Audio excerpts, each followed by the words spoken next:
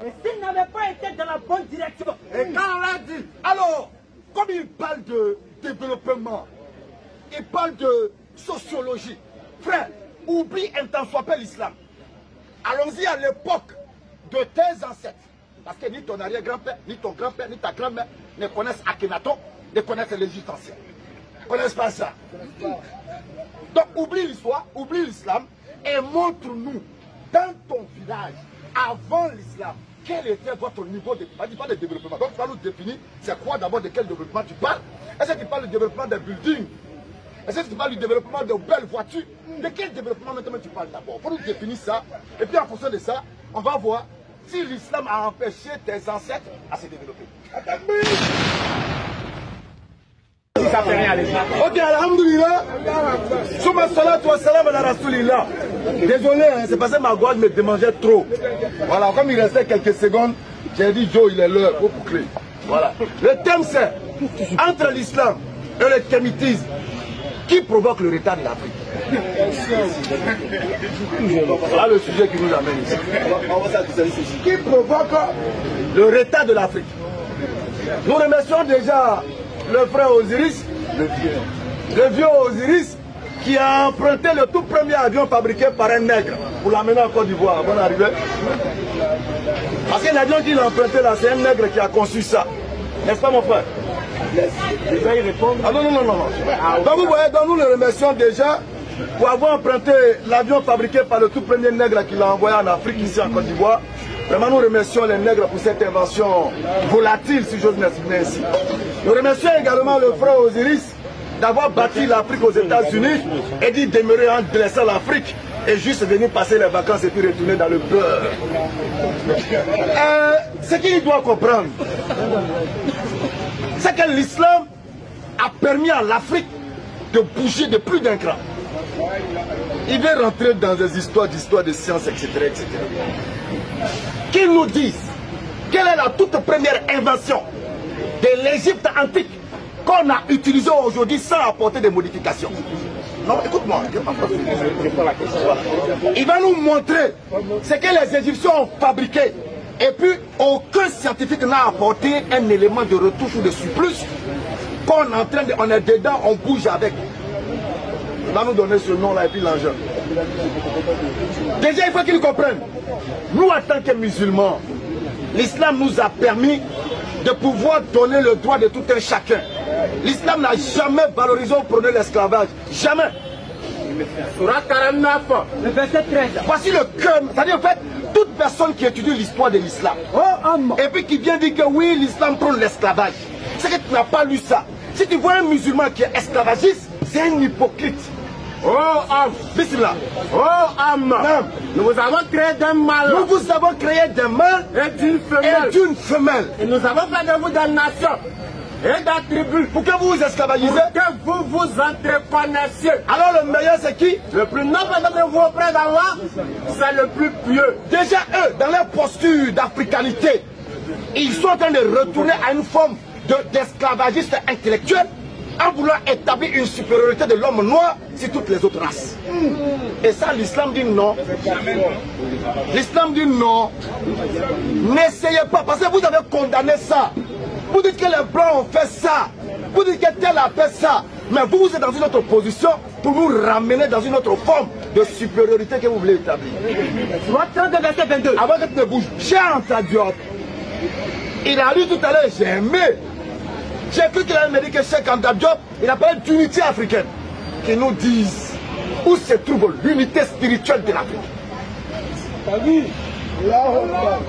Chaque peuple, chaque religion, et dans chaque région a sa culture dans le culte unique à eux. Ils n'ont pas de quelle unité. Donc Cheikh Anta Diop ne parlait pas de religion. Et lui-même, il a bien signifié politique. Politique et non religieux. Donc il n'y a aucune uniformité dans le culte. Ce qui veut dire que si un peuple utilise des hommes pour faire des sacrifices humains et qu'un autre ne l'utilise pas, tu ne peux pas leur interdire ça. Chacun demeure dans son culte, dans un pouvoir spirituel. Surah 30. Elle a dit quoi? Le verset 30. Bismillah. Dirige tout en être Pendant que l'islam appelle à l'unisson des cœurs, parce que lorsque les cœurs sont unifiés vers Dieu, alors on marchera tous selon un seul principe, celui de plaire à Dieu et non de plaire aux hommes. Dirige tout un être Non. vers la religion exclusivement pour Allah. Telle est la nature qu'Allah a originalement donnée Mais aux quand hommes. Mohammed rentrait chez les Arabes, quand il commençait sa prophétie, quel était l'état d'esprit de ce peuple-là? Barbare, tuer d'enfants, et tuer leurs filles, des ivrognes, des gens de mauvaise vie. Mais il a réussi à les éduquer avec la parole divine. Surat 21, verset 107. Et nous t'avons envoyé ta miséricorde pour l'univers. Il a dit oui, qui ne sait pas que tuer son prochain est mauvais. C'est de pas, le fait de savoir ça, c'est pas ça qui est important. Je sais que tuer mon prochain est mauvais. Je sais que voler le bien de mon prochain est mauvais.